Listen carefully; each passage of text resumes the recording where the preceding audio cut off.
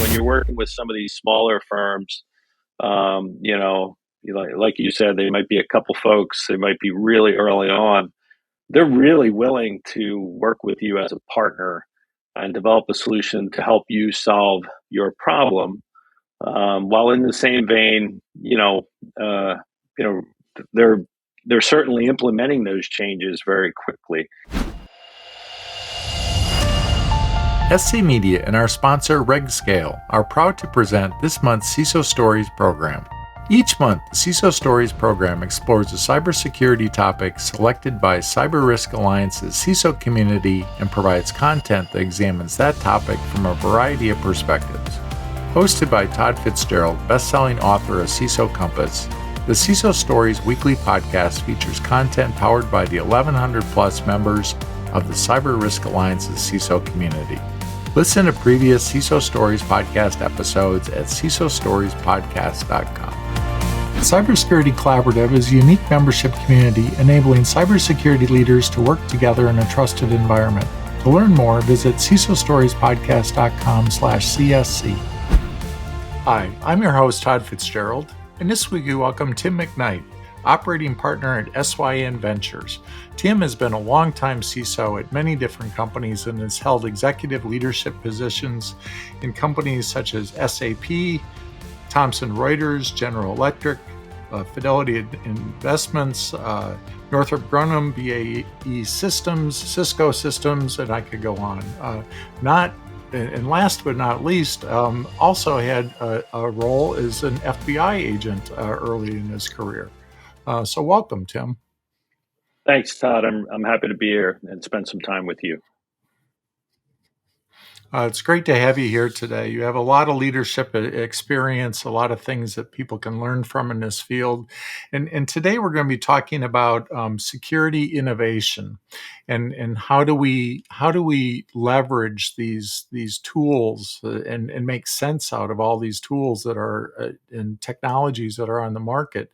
And you put together a methodology that you've used for organizations to figure out how to go down this path. So give us a little overview of that, of how do we select these tools for the right technologies for our organizations? Yeah, great. I think it's an important topic, right? I mean, most CISOs, like as you said, when I've been in the role, we always say, hey, we definitely want to be 20% of our time strategic. And what happens is we probably get about 1 or 2% of our time to be strategic because we're always heads down dealing with tactical issues within the company. So one of the things I've certainly done, and actually I'll do a session at RSA around security innovation, sort of an operating model for adopting emerging technology, because that's a challenge, right? We've all got these big security platforms inside of our companies. We've got the challenge of how do you make sure everything continues to work, but also begin to add innovation into that cycle at the right time, right? Because the hard part is for some of these big security platforms, we have 3-year deals, right?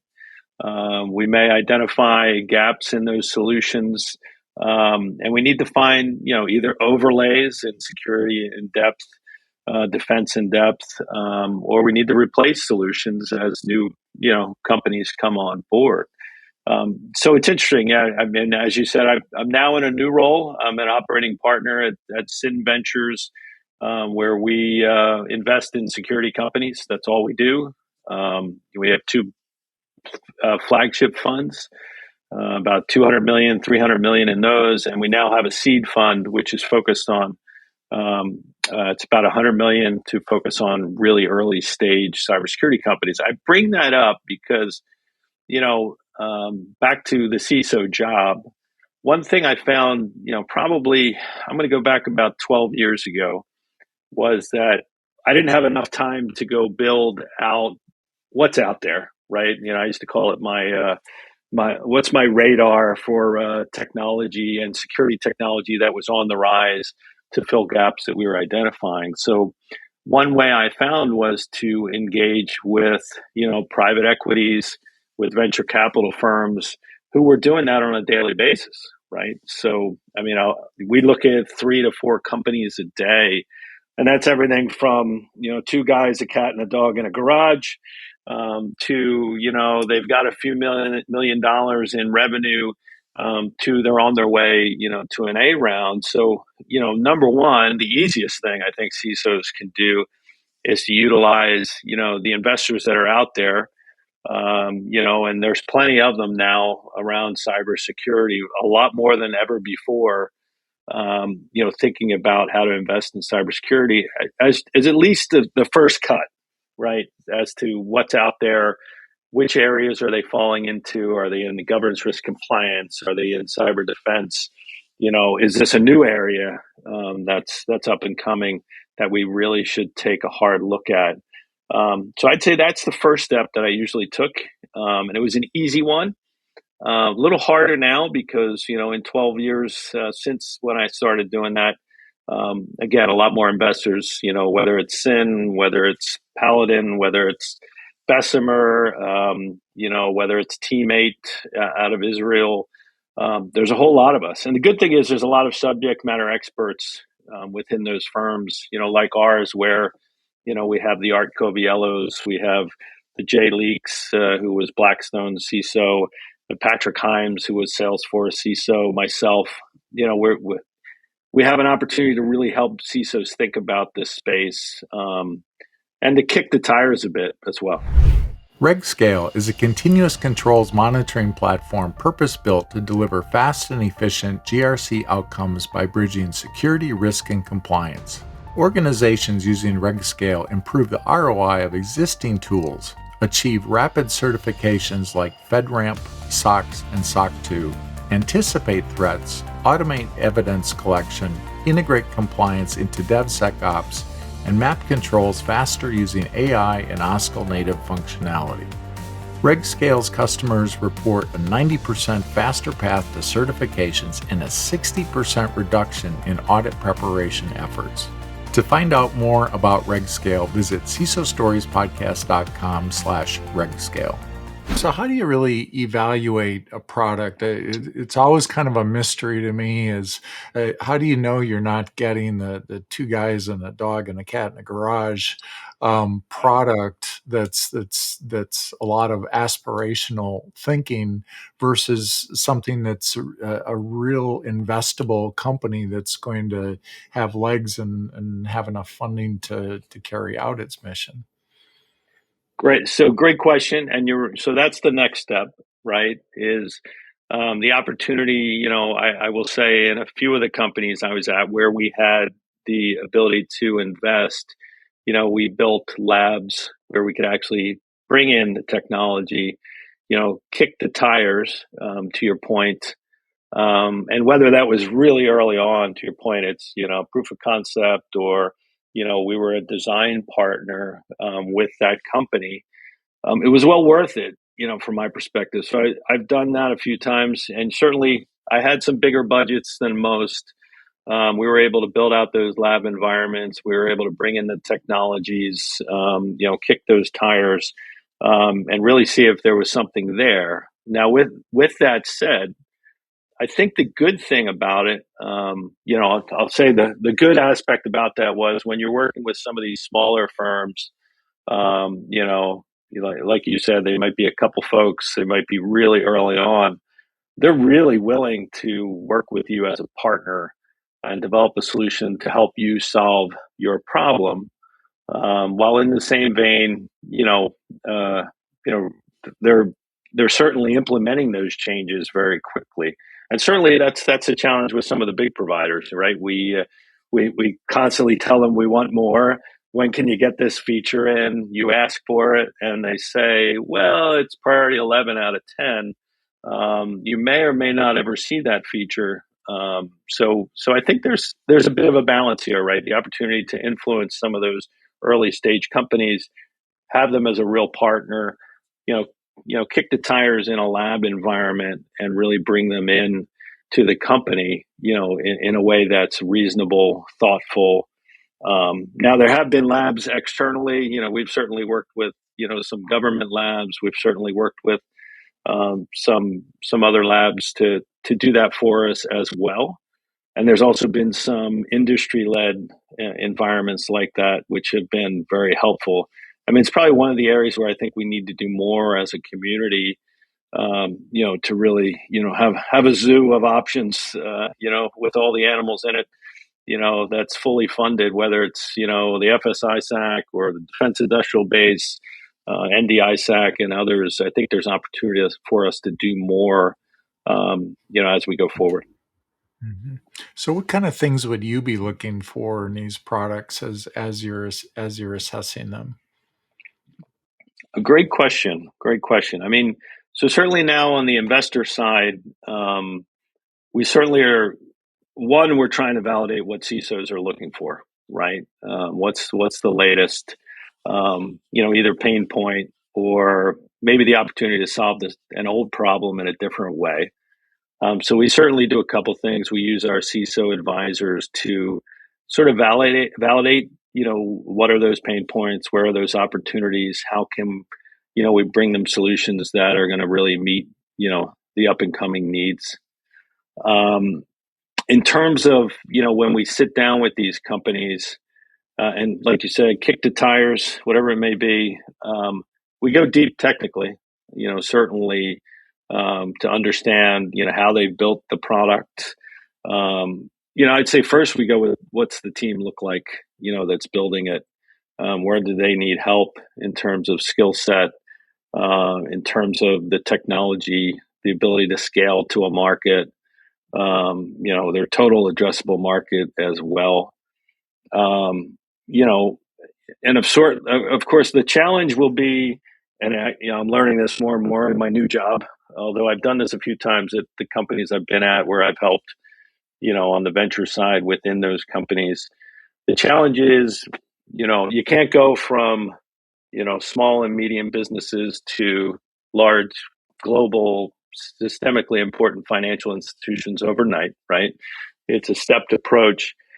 So we always have to sort of put on different pairs of glasses each time we're taking a look at them and say, all right, well, what are the next three security features or functions or just features in general, that you need to build in first before you can get to that, right? So, and the good thing is we're seeing a lot of solutions, I would say, that are, sort of going after that small and medium business marketplace, which is exciting for me because, I mean, as you know, it's many of us have had big budgets of hundreds of millions of dollars, but there's a quick drop off, right, for those small and medium businesses who may be very critical to those big players, and so we need to find solutions for them that are cost effective, easy to implement, and have really strong solutions, to solve their problem, for them. They don't have teams of people. It might be,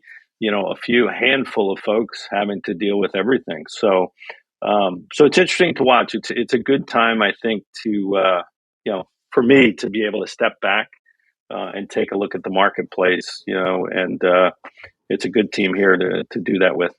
It's an interesting point. We had previously on one of the CISO Stories podcasts, we had Walter Leffman, who's the CISO for Chicago Trading Corporation, and he was making the comment that he has a very small team, and he's kind of a tester for large organizations because he needs it to work for his small team because he can't have a lot of manpower manning all these tools and stuff. And if it works for him, it helps accelerate the path to a larger organization.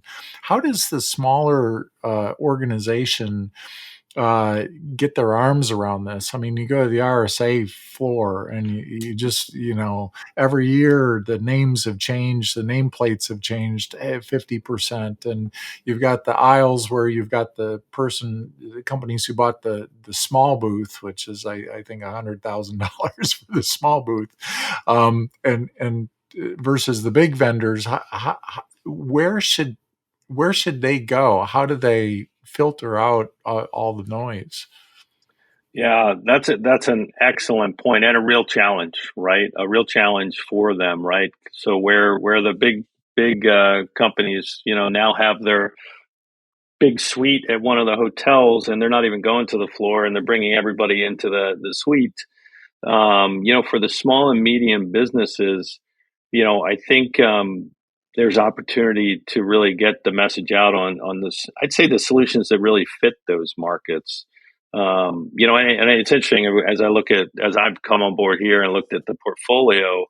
I'd say a vast majority of the investments are in that small and medium market, right? Where we're certainly thinking a lot about the cost, the ease of entry, and scalability of the solution. In terms of those CISOs, certainly network first, right? I mean, I learned so much from my peers at all levels through the years, and still every day, as to what's out there, right? Number one, you certainly use the Gartners, you use Ed Amoroso's company, Tag. Not that I'm plugging anybody here, but certainly those are other resources where, I'd say they're sort of sensing the market as to, what's up and coming from a solution perspective. And I guess, I didn't say it, but, it doesn't have to be external to your company. You certainly have business development folks within your company. You certainly have corporate development folks within your company who come from these worlds. Whether they're looking at cybersecurity companies or not, they might be a valuable, again, sensing tool to go out there and take a look at solutions for you. I guess the other question would be if there's an industry view for small and medium businesses, maybe there's an opportunity for, a bit of a teaming on this rather than have to hit everything one off, but really take a look at it, right? Whether it's retail or others, to raise all boats, right? I mean, I know we looked at that in defense when I was in defense, how, massive supply chain, right? Hundreds of thousands in the supply chain. How can we get more visibility to either what we deemed as best in class solutions, for companies, managed security services for companies, and options for them to consider, again, to bring all boats up because, we were all, at the risk of the weakest, link in the chain at any point in time. Sure. I think that Mhm. networking is so important, and the Yeah. Cybersecurity Collaborative, which is a Cyber Risk Alliance resource, is exactly that. It's where we bring together CISOs to work on issues, and often what comes out of that is, hey, what product are you using for this or that? Whether it's account takeovers or some tool to help us mitigate ransomware. Um, those discussions come out, and but yeah, the evaluation of the tools, it's reaching into that network and what works and what doesn't work. So what sort of things should we be doing around emerging technologies and to bring these things into our security programs? How should we be evaluating that to bring the tools into our environment?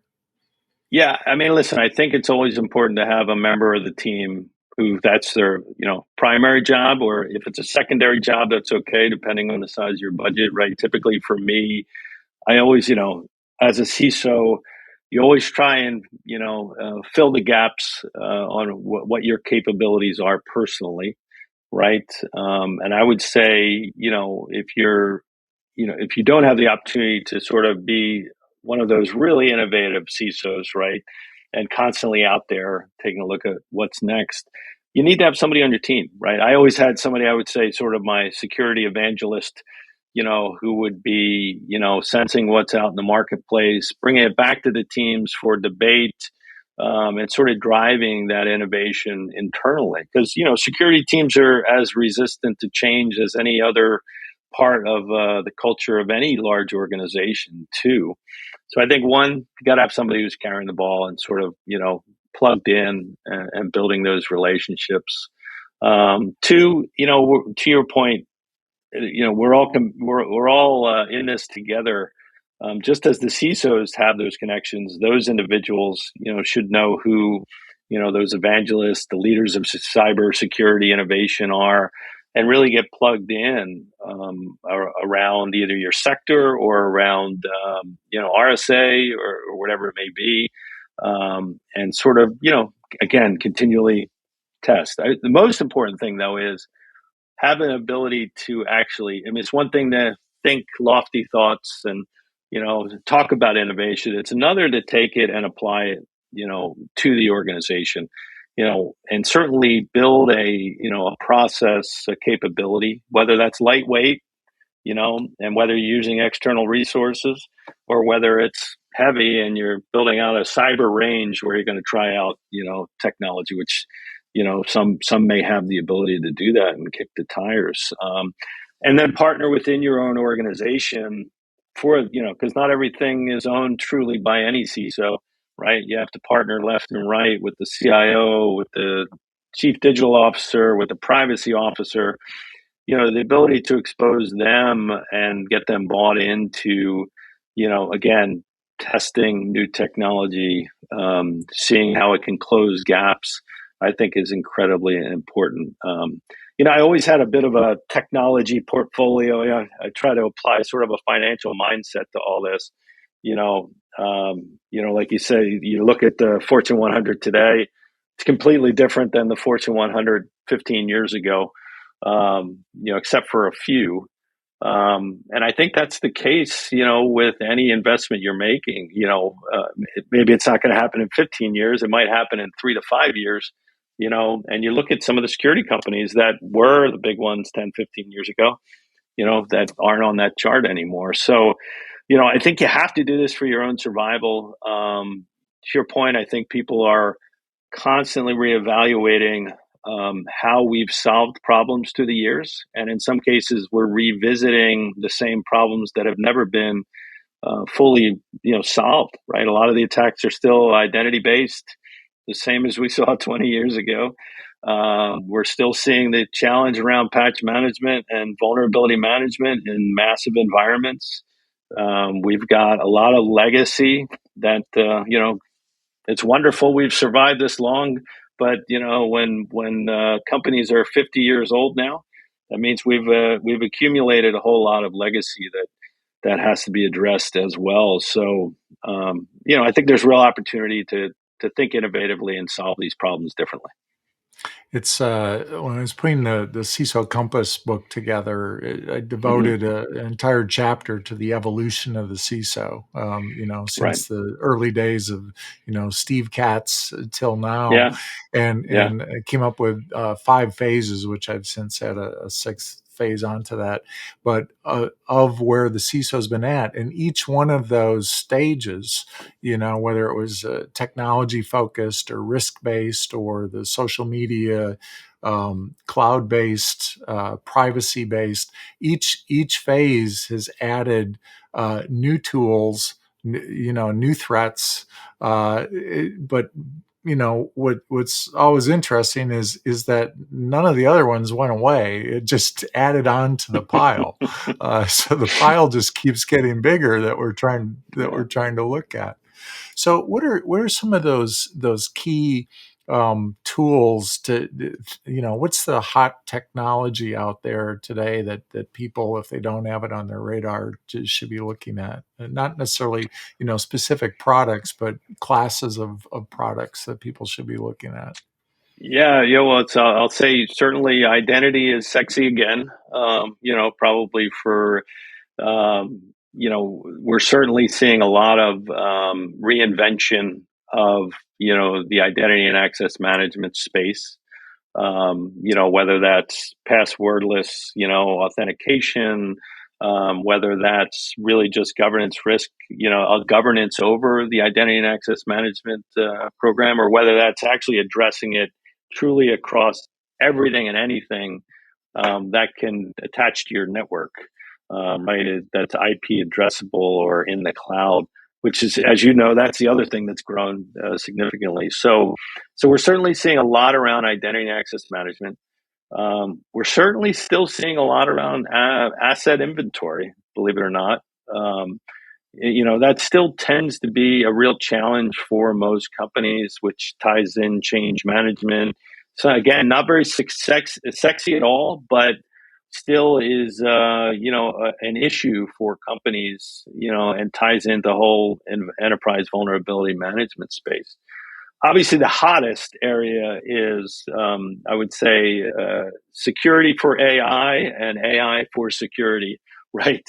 So I'd say we're seeing, because of the speed of companies moving to, generative AI and the need to really see, business outcomes, for those companies.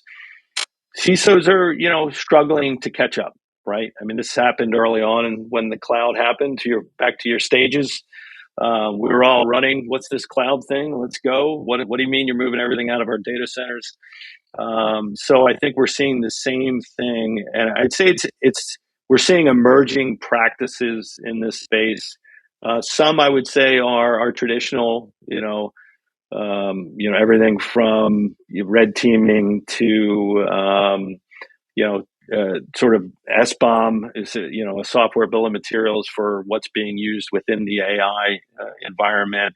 To I would say third rails to make sure the policies and procedures are all being followed, and some are leak prevention capabilities for AI, and also a bit of a validation that the outcomes are right, right. But that's a big focus area right now, for obvious reasons. And it's interesting. I spent my whole day here in DC, and I'd say that took up 50% of all conversations that we had. And so we're working on how to get more, understanding of what's the emerging practice. How should we all think about it? How do we educate boards on the topic?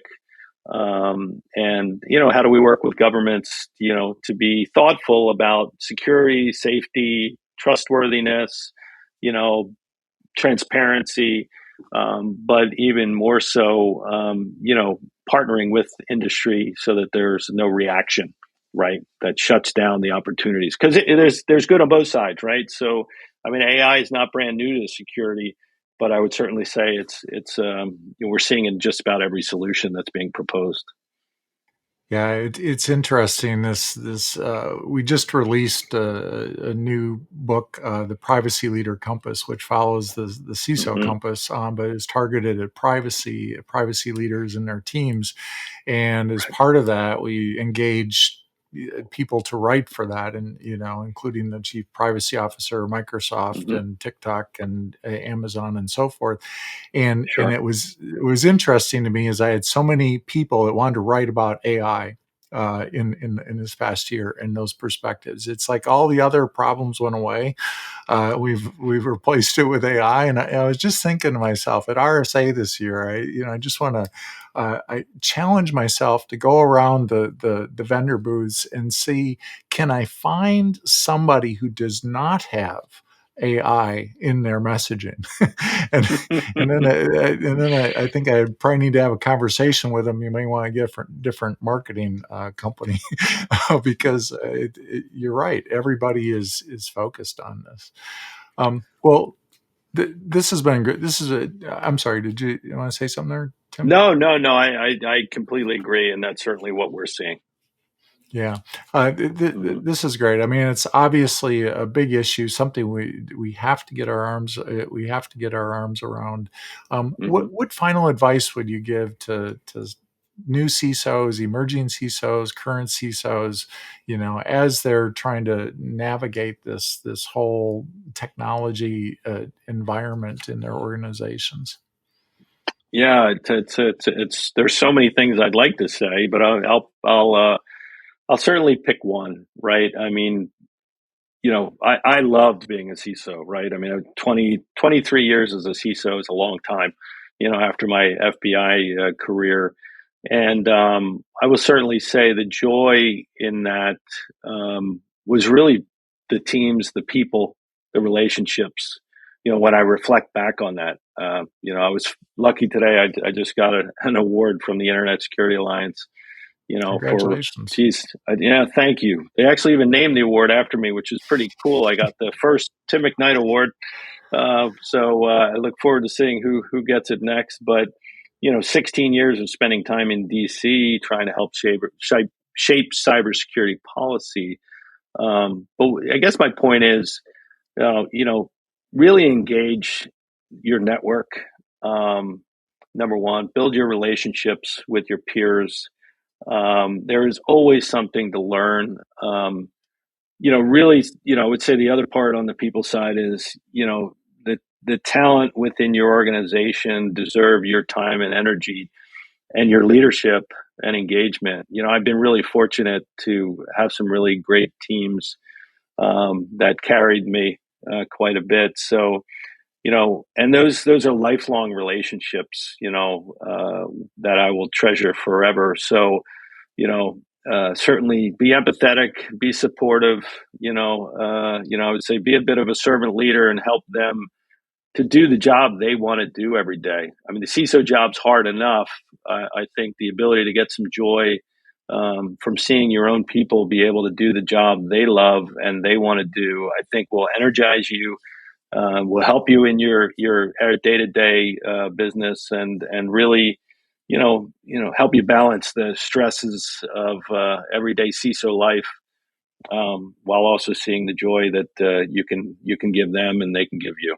So, sounds kind of a little soft, but I think it's incredibly important right now. I think you're spot on. I think I've seen in this community, it's what's always, it hasn't amazed me, but I think it's always been true that the CISO community wants to help each other. There's anybody that you reach out to, and you don't see that in all disciplines, but there's something about, maybe it's the mission that we're here to serve and protect people in our organizations and our nations. Maybe it comes from that, but the people that are in this profession are willing to help each other and to help the next generation of leaders as well. So I appreciate you sharing your insights with us today. Thank you for the opportunity, and I couldn't agree with you more. This is a great profession to be in, and thank you for what you're doing and getting the word out from all our different leaders, and certainly for the work you're doing in security and privacy. Thank you, Tim. It's been a pleasure talking with you today. Same here. Thank you for tuning in to this week's episode of the CISO Stories podcast. We want to say a special thank you to our sponsor, RegScale. Please subscribe to the CISO Stories podcast and you will receive a new story each Tuesday at 10 a.m. Eastern Time. We'll see you next week for a new episode.